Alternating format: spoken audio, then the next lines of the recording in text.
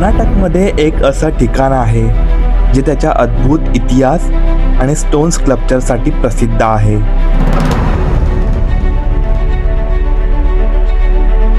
आणि त्यामुळेच हे शहर भारतातील बाकी शहरांपेक्षा वेगळं बनतं.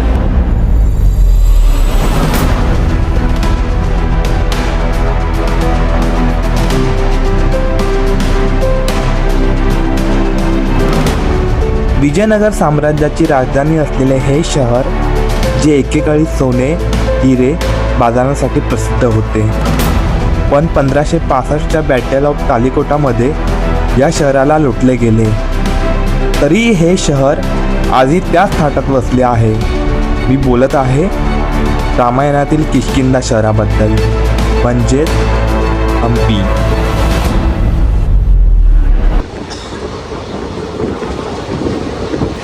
चला या बड़ा पाव गरम बड़ा पाव या बड़ा पाव ये गरम बड़ा. जर कोणी असा प्रश्न केला, हम्पी 3000 रुपयात पॉसिबल आहे का, तर तुम्ही सरळ हो बोला. तर राम मी योगी आणि आज आपण करतोय इंडियामधले बेस्ट टुरिस्ट प्लेस अंडर 5000 मधल्या सिरीजचा पहिला एपिसोड. मी सध्या आहे हॉस्पेट जंक्शन मध्ये, तिथून आपण जाणार आहोत हम्पीसाठी. हम्पी पोहोचण्यासाठी सगळ्यात नियरेस्ट स्टेशन आहे हॉस्पेट, जे आहे 13 तासांवरती मुंबईहून, आणि बाहेर पडताच आहे बस स्टॉप. आता 1 किलोमीटर हवी आहे आणि ऊन असल्यामुळे थोडं चालायला प्रॉब्लेम होतो, पण सध्या चालतच चाललोय कारण रिक्षावाले 200-300 रुपये सांगतात.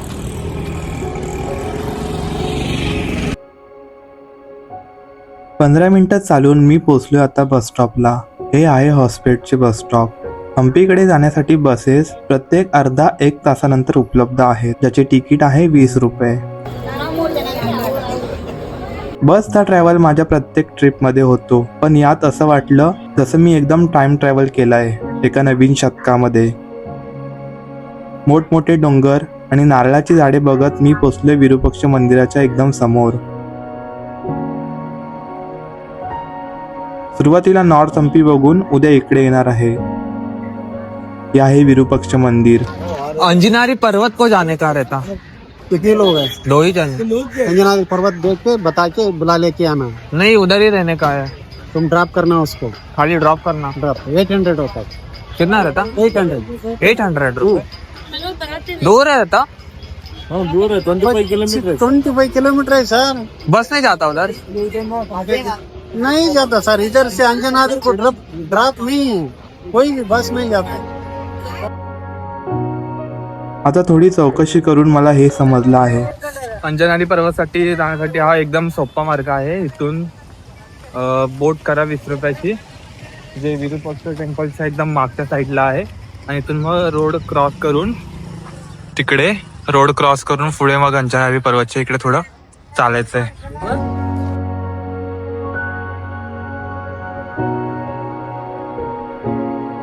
हम्पीमध्ये हे कॉमन आहे की प्रत्येक दगडावर असं काहीतरी कोरलेलं दिसेल. शेअरिंग लोकल बोट, जी फक्त नदी क्रॉस करण्यासाठी इथे मिळून जाते. त्याचे तिकीट आहे 40 रुपये. मला असं चालायलाच आवडतं, म्हणून मॅप चालू करत अंजनाद्री हिल चेक केला तर 1 तास दाखवत आहे. पण थोडे चालून मला वाटलं मी रस्ता विसरलो. मग दुसरा ऑप्शन वापरण्याशिवाय माझ्याकडे पर्याय नव्हता. अब देखने का और 4 जगह है. 4 जगह 2-3 घंटे लगता है सर. 2-3 घंटा लगेगा. आप थोड़ा जल्दी कर दिया जल्दी होता है, मतलब वो दुर्गा मंदिर के पास वो तुम जाके आना पड़ता है ना पीछे क्वालिटी देखने का. शेअरिंग ऑटो घेतले, ज्याच्यामध्ये आपण सगळ्या रामायणाशी रिलेटेड प्लेसेस बघणार आहोत. हे आहे अंजनाद्री हिल, म्हणजेच मारुतीचे जन्मस्थान.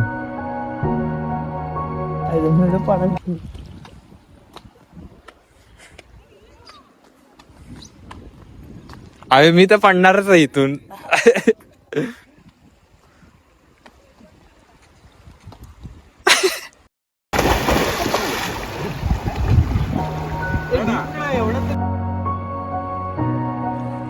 हम्पी फिरण्यासाठी 3 दिवस इनफ आहेत आपल्याकडे. तर मी सुरुवात करतोय नॉर्थ हम्पी पासून. आणि आपण आज बघणार आहोत या पूर्ण दिवसामध्ये. हाफ दिवस असल्यामुळे थोडं जास्त कन्व्हिनियंट नाही फिरण्यासाठी, पण हे सगळे जे आहे स्क्रीनवरती ते सगळे प्लेसेस आपण आज बघणार आहोत. आणि आता मी आहे तुंगभद्रा नदीच्या काठी. फ्रीमध्ये इथे आंघोळ केले. इथे राहण्यासाठी खूप स्टे आहेत, होम स्टे, हॉस्टेल्स वगैरे आहेत अवेलेबल. ते तुमच्या कन्व्हिनियंटनुसार तुम्ही घेऊ शकता. पण मी सजेस्ट करेल की जर तुम्ही हाफ दिवसासाठी येणार असेल इकडे नॉर्थ हम्पीसाठी फिरण्यासाठी, तर तुम्ही ऑटो करून इकडे या. इकडचे सगळे प्लेसेस एक्सप्लोअर करा आणि परत ऑटो करून साऊथ हम्पीकडे जा. हम्पीच्या दगडांमध्ये आणि तुंगभद्रा नदीच्या काठी ही जागा म्हणजे चिंतामणी गुहा. इथली शांतता आपल्याला रामायणा काळाची आठवण करून देते. या पवित्र जागेत प्रभू श्रीराम आणि वानरराज सुग्रीव यांची पहिली भेट झाली होती. जेव्हा सीतामातेच्या शोधात प्रभू राम या भागात आले तेव्हा त्यांनी याच गुहेचा आश्रय घेतला होता. सुग्रीव यांनी वालीच्या अत्याचारातून सुटका मिळवण्याची रणनीती आखली, तेही याच गुहेत. गुहेच्या अगदी जवळ आजही ती जागा पाहायला मिळते जिथून श्रीरामांनी वालीवर बाण चालवला होता. पण या गुहेचा संबंध फक्त रामायणाशी नाही, तर महान ऋषीमुनींच्या तपस्येशी सुद्धा आहे. त्यांच्याच तपस्येमुळे या जागेला एक वेगळीच आध्यात्मिक ऊर्जा प्राप्त झाली आहे, जी आजही आपल्याला तिथे जाणवते. विजयनगर साम्राज्याच्या काळात सुद्धा या गुहेला अत्यंत पवित्र स्थान मानले जात असे. इथे असलेले छोटेखाने मंदिर आणि त्यावरील कोरीव काम विजयनगरच्या सुवर्ण काळाची आठवण करून देते. प्राचीन कालापासून या चिंतामणी मठात मोक्ती नरसिंह देव यांची मूर्ती आहे. याच्याच आजूबाजूला श्री शंकर भगवतपाद आणि गणपती, तसेच वरती नरसिंहदेव, परग्रह देव आणि व्यंकटरमण देव यांच्याही मूर्त्या आहेत. हा आहे या गुहेचा संपूर्ण नकाशा. वरती शंकराचे शिवलिंग आहे, पण इथून चढताना संपूर्ण तुंगभद्रा नदीचा परिसर दिसतो.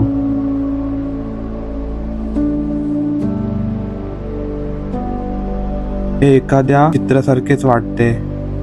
या शिवलिंगाच्या आजूबाजूचे 4 खांब संपूर्ण रुद्राक्षाने कव्हर केले आहेत. या गुहेच्या आजूबाजूला असलेल्या आवाढव्य शिळा पाहून प्रश्न पडतो, हे निसर्गाने सगळं कसं मांडलं असेल. येथील स्थानिक लोक आजही मोठ्या श्रद्धेने या गुहेची आणि इथे घडलेल्या कथांची जपवणूक करत आहेत. हे आहे रंगनाथ स्वामी मंदिर, जे हम्पीच्या मुख्य रस्त्याजवळ आणि अच्युतराय मंदिराच्या वाटेवर वसले आहे. या मंदिराची सर्वात मोठी खासियत म्हणजे इथे असलेली भगवान विष्णूंची अनंत शयन मुद्रा. इथे प्रभू विष्णू निद्रा अवस्थेत सर्पावर विसावले आहेत आणि ही एका शिळेमध्ये कोरलेली मूर्ती विजयनगरच्या शिल्पकारांचा कौशल्याचा उत्तम नमुना आहे. हम्पीच्या इतर गर्दींच्या ठिकाणापासून हे मंदिर थोडे बाजूला असल्यामुळे शांतता मिळते आणि तसंच एक ठिकाण त्याच्या बाजूला आहे. अनेकुंडी भागात असलेला हा महल एकेकाळी विजयनगर साम्राज्यातील राजांचा विश्रामवाडा म्हणून ओळखला जायचा. गगन महल म्हणजे आकाशाला स्पर्श करणारा महल. 16व्या शतकात बांधलेली ही वास्तू आजही त्या काळातील राजांच्या विलासी जीवनशैलीचा आठवण करून देते. येथे तुम्हाला इंडो इस्लामिक शैलीचा एक सुंदर संगम पाहायला मिळतो. हे या महलाची खासियत आहे. महलाची रचना अशी केली आहे की कडाक्याच्या उन्हात सुद्धा त्याच्या आत नैसर्गिक गारवा टिकून राहतो. सगळ्यात वरती गेलो की आणि इकडे तुम्ही बघू शकता पूर्ण ह्या सिटीचा व्ह्यू. मागे पूर्ण दगडांची आहे, डोंगर आहेत छोटे छोटे. हम्पीमध्ये फिरताना अनेक लोक फक्त मुख्य मंदिरांना भेट देतात, पण गगन महल पाहिल्याशिवाय तुमचा ऐतिहासिक प्रवास अपूर्ण आहे.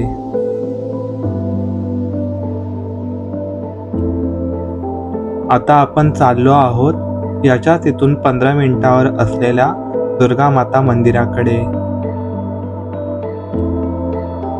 हम्पीमध्ये असंच एक महत्त्वाचं आणि जागृत ठिकाण म्हणजे दुर्गा माता मंदिर. हे मंदिर एका टेकडीवर वसलेले असून विजयनगर साम्राज्याच्या राजांची ही कुलदेवी मानली जात असे. विजयनगरचे राजे कोणत्याही युद्धाला जाण्यापूर्वी या देवीचा आशीर्वाद घेण्यासाठी नक्की येत असत. मंदिराच्या बाजूला असलेल्या या झाडाला भाविक श्रद्धेने रंगबिरंगी धागे बांधतात, जे त्यांच्या पूर्ण झालेल्या नवसाची साक्ष देतात. आता तुम्ही बघताय सर्वात मोठ्या वैशिष्ट्यांबद्दल, म्हणजेच इथल्या पसरलेल्या शिळा. या शिळा केवळ निसर्गाचा चमत्कार नाहीत, तर त्या रामायणातील किष्किंधा नगरीचा भाग असल्याचे मानले जाते. त्याला जोडून इथे वाली नावाची गुहा आहे, ज्यामध्ये वाली आणि सुग्रीवचा गैरसमज झालेला आणि त्यांच्यात युद्ध झालेलं. या गुहेचा मुख्यद्वार बंद केला आहे. गुहेच्या बाहेरच गणेश मंदिर स्थित आहे.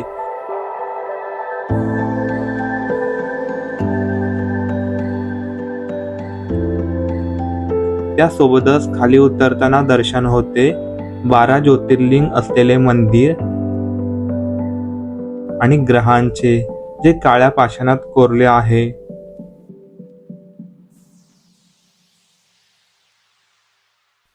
रामायणाशी जुडलेल्या अजून एक कथा सांगणारी जागा म्हणजे शबरी आश्रम. आणि आता आपण तिथेच चाललो आहोत, जिथे प्रभू राम आणि माता शबरीची भेट झालेली, त्यामुळे त्याला शबरी आश्रम म्हटले जाते.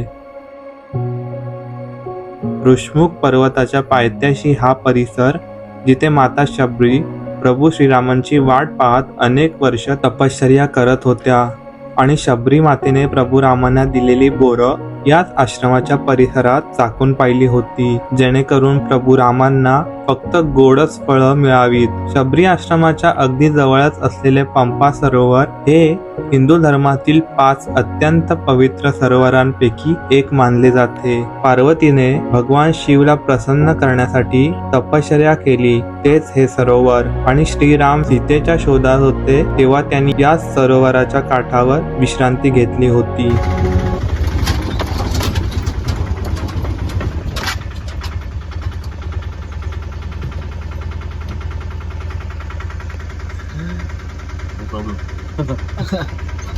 चलेगा हम लोग का आदत. मेजर हायलाइट्स होते ते कव्हर झालेत आपले, पण खूप लेट झालं.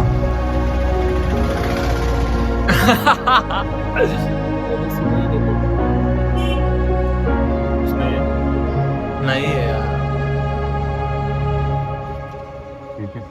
Thank you. चलो अच्छा लगा, हमने घुमाया. सनसेट हम लोग का मिस हो गया ना. मेरा कैब दे दो ना, कैब दे दो ना उधर.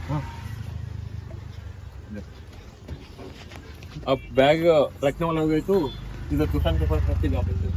ठीक है, चलो चलो. Thank you. है ना. नाही नाही. शेअरिंग ऑटो पण मिळून जाते नॉर्थ हम्पी एक्सप्लोर करण्यासाठी.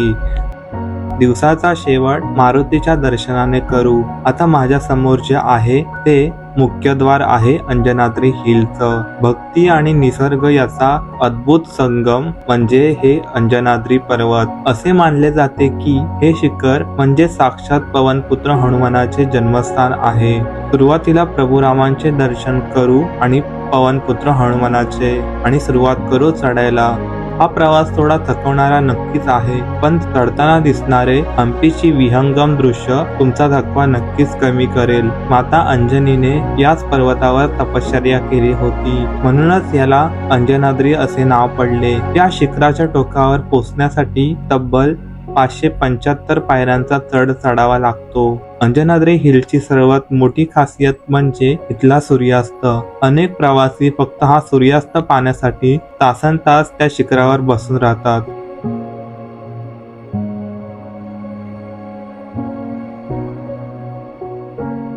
रामायणातील किष्किंधा नगरीचा हा सर्वात उंच भाग असल्यामुळे इथून पूर्ण साम्राज्यावर नजर ठेवता येत असे. फिरण्याच्या नादात जेवण आणि राहायचं विसरून गेलो. असं म्हणतात एखाद्या शहराची जास्त माहिती करून घ्यायची असेल तर तिथलं जेवण जेवायचं.